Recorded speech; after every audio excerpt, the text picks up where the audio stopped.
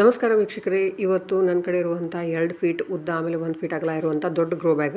ಇದಕ್ಕೆ ನಾನು ಬರೀ ಮಣ್ಣು ತುಂಬಬೇಕಂದ್ರೆ ಬಹಳಷ್ಟು ಮಣ್ಣು ಹಿಡಿತಾ, ಆಲ್ಮೋಸ್ಟ್ 150 kg ಅಷ್ಟೊಂದು ಮಣ್ಣು ಬೇಕಾಗ್ತದೆ. ಅದರ ಸಲುವಾಗಿ ನಾನು ಮಾವಿನ ಹಣ್ಣು ತರಿಸಿದಾಗ ಅದ್ರ ಕೆಳಗಡೆ ಉಳಿದಿರುವಂಥ ಹುಲ್ಲು ಕೊಟ್ಟಿರ್ತಾರಲ್ಲ, ಆ ಹುಲ್ಲನ್ನು ಫಸ್ಟ್ ಹಾಕ್ತಾಯಿದ್ದೀನಿ. ಹಾಗೆ ಒಂದಿಷ್ಟು ದೇವಸ್ಥಾನದಿಂದ ಹೂಗಳನ್ನು ತೊಗೊಂಬಂದಿದ್ದೀನಿ. ಇಲ್ಲಿ ನೋಡಿರಿ, ಮಣ್ಣು ನೋಡ್ತಾ ಇದ್ರಲ್ಲ, ಒಂದು ಸ್ವಲ್ಪ ತೊಗೊಂಡಿದ್ದೀನಿ. ಆ ಮಣ್ಣಿಗೆ ಒಂದು ಸ್ವಲ್ಪ ಕೋಕೋಪಿಟ್ ಸೇರಿಸ್ತಿದ್ದೀನಿ. ಅಂದರೆ ಒಂದು 10% ಮಾತ್ರ ಕೋಕೋಪಿಟ್. ಯಾಕಂತಂದರೆ ಈಗಿದು ಹುಲ್ಲು ಆಮೇಲೆ ಹೂವು, ಬಾಳೆಹಣ್ಣಿನ ಸಿಪ್ಪೆ ಈ ರೀತಿ ಎಲ್ಲ ಅವನ್ನೆಲ್ಲ ಹಾಕ್ತೀನಲ್ಲ, ಅದು ಮತ್ತು ಹೊಳ್ಳಿ ಕೋಕೋಪಿಟ್ ಏನು ಕೆಲಸ ಮಾಡುತ್ತೆ ಅದೇ ಕೆಲಸ ಅದನ್ನು ಮಾಡುತ್ತೆ. ಅಷ್ಟೇ ಪೋಷಕಾಂಶಗಳನ್ನು ಇದು ಒಣಗಿಸುತ್ತೆ. ಹಾಗೆ ನೀರನ್ನು ಹಿಡಿದಿಟ್ಕೊಳ್ಳೋ ಸಾಮರ್ಥ್ಯನೂ ಅದಕ್ಕೆ ಬರ್ತೈತಿ. ಹಾಗಾಗಿ ನಾನು ಕೋಕೋಪಿಟ್ನ ಬಹಳ ಕಡಿಮೆ ಪ್ರಮಾಣದಲ್ಲಿ ಸೇರಿಸ್ತಾ ಇದ್ದೀನಿ. ಆಮೇಲೆ ಅದಕ್ಕೊಂದು ಸ್ವಲ್ಪ ಆ್ಯಂಟಿ ಫಂಗಲ್ ಆಗಿ ಅರಶಿನ ಸೇರಿಸ್ತಾ ಇದ್ದೀನಿ. ಯಾಕಂತಂದ್ರೆ ಹಸಿ ಹೂವು ಹಾಕಿದಾಗ ಅದೊಂದು ಸ್ವಲ್ಪ ಫಂಗಸ್ ಆಗೋ ಚಾನ್ಸಸ್ ಇರ್ತಾವೆ.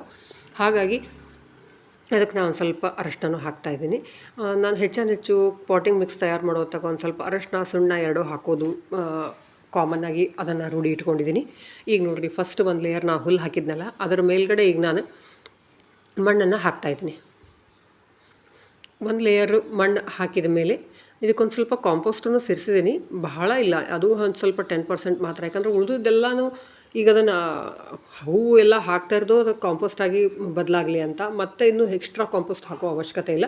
ಬಟ್ ಏನಂದರೆ ಅವು ಬೇಗ ಡಿಕಂಪೋಸ್ ಆಗಲಿ ಅನ್ನೋದಕ್ಕೆ ಸ್ವಲ್ಪ ಕಾಂಪೋಸ್ಟನ್ನ ಹಾಕಬೇಕು. ಹಾಗೆ ನನ್ನ ಕಡೆ ಒಂದು ಸ್ವಲ್ಪ ವರ್ಮಿ ಕಾಂಪೋಸ್ಟ್ ಇತ್ತು, ಅದನ್ನು ನಾನು ಒಂದು ಸ್ವಲ್ಪ ಹಾಕಿದ್ದೀನಿ. ಇವಾಗ ನಾನು ಹೆಚ್ಚು ಒಂದು ಸ್ವಲ್ಪ ಆರ್ಗ್ಯಾನಿಕ್ ಆಗಿರೋ ಪೆಸ್ಟಿಸೈಡ್ಸ್ ಆಗಲಿ ಆಮೇಲೆ ಫರ್ಟಿಲೈಸರ್ಸ್ ಆಗಲಿ ಅವನ್ನೇ ಯೂಸ್ ಮಾಡ್ತೀನಿ. ನಾನೇ ಮನೇಲೇ ಸಹಿತ ತಯಾರು ಮಾಡ್ತೀನಿ. ಬಯೋ ಎನ್ಸೈಮ್ಸ್ ಆಗಿ NPK ಇವುಗಳನ್ನೆಲ್ಲನೂ.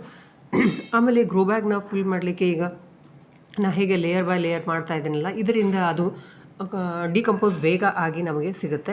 ಆದರೆ ಹೀಗೆ ಮಾಡಿದ ಮೇಲೆ ತಕ್ಷಣವೇ ನೀವು ಇದರಲ್ಲಿ ಗಿಡ ಹುಡ್ಸಲಿಕ್ಕೆ ಆಗಂಗಿಲ್ಲ. ಮಿನಿಮಮ್ 15 ದಿವಸದಿಂದ 1 ತಿಂಗಳವರೆಗೂ ಇದನ್ನು ಡಿಕಂಪೋಸ್ ಆಗಿ ಮಣ್ಣು ಫಲವತ್ತಾಗಲಿಕ್ಕೆ ನಾವು ಬಿಡಬೇಕು. ಆಗ ಇದರಲ್ಲಿ ಗಿಡಗಳನ್ನ ಹುಟ್ಟಿಸಿದ್ರೆ ಅವು ಚೆನ್ನಾಗಿ ಬೆಳಿತಾವೆ. ನಾನು ಬಾಳೆಹಣ್ಣಿನ ಸಿಪ್ಪೆ ಕೂಡ ಹಾಕ್ತಾಯಿದ್ದೀನಿ. ಅದನ್ನು ಒಣಗಿಸಿ ಹಾಕಿದ್ದೀನಿ. ಹಸಿದು ಹಾಕಬಾರ್ದು, ಅದು ಇರುವೆ ಆಗುತ್ತೆ. ಹಾಗೆ ಹಸಿದು ಹಾಕಿದರೆ ಅದನ್ನು ಉಳ್ಳಾಗಡ್ಡಿ ಸಿಪ್ಪಿ ಆಮೇಲೆ ಈರುಳ್ಳಿ ಸಿಪ್ಪಿ ಇವುಗಳನ್ನೆಲ್ಲನೂ ಹಾಕಿದ್ದೀನಿ. ನಿಮಗೆ ಬೇಕು ಅಂತಂದರೆ ಇವುಗಳನ್ನೆಲ್ಲ ಮಿಕ್ಸಿ ಮಾಡಿ ಅದ್ರ ಜೊತೆ ಒಂದಿಷ್ಟು ಚಾಕ್ ಆದರೂ ಹಾಕ್ಬೋದು, ಇಲ್ಲ ಅಂತಂದರೆ ಎಗ್ಶೆಲ್ ಆದರೂ ಹಾಕ್ಬೋದು. ಇದು ಕ್ಯಾಲ್ಶಿಯಮನ್ನು ಕೊಡುತ್ತೆ. ಅವು ಎಲ್ಲನೂ ಸರಿಯಾಗಿ ಮಿಕ್ಸರ್ಗೆ ಮಾಡಿ ಹಾಕ್ಬೋದು. ಆದರೆ ಹೇಗಿದ್ರೂ ನಾನು ಹೂಗಳೆಲ್ಲ ಡಿಕಂಪೋಸ್ಟ್ ಆಗಬೇಕಲ್ಲ, ಅದ್ರ ಜೊತೆ ಇವು ಡಿಕಂಪೋಸ್ಟ್ ಆಗ್ತಾವಂತ ನಾನು ಅವನ್ನ ಡೈರೆಕ್ಟಾಗಿ ಹಾಗೆ ಹಾಕ್ತಾಯಿದ್ದೀನಿ. ಇಲ್ಲಿ ನೋಡಿದ್ರಲ್ಲ, ಅದ್ರ ಮೇಲೆ ಮತ್ತೆ 1 ಲೇಯರ್ ಮಣ್ಣನ್ನು ಹಾಕ್ತಾಯಿದ್ದೀನಿ.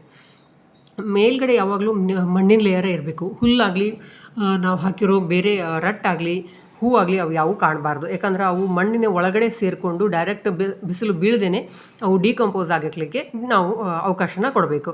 ಈಗ ನಾನು ಇಷ್ಟೆಲ್ಲ ಮಾಡಿದ್ರೂ ಸಹಿತ ಇದು ಹಾಫ್ ಮಾತ್ರ ತುಂಬಿದೆ. ಈಗ ಮತ್ತೆ ಇದೇ ಸೇಮ್ ಮೆಥಡನ್ನ ನಾನು ರಿಪೀಟ್ ಮಾಡ್ತೀನಿ. ಆಗ ನನ್ನ ಗ್ರೋ ಬ್ಯಾಗ್ ಫಿಲ್ ಆಗುತ್ತೆ.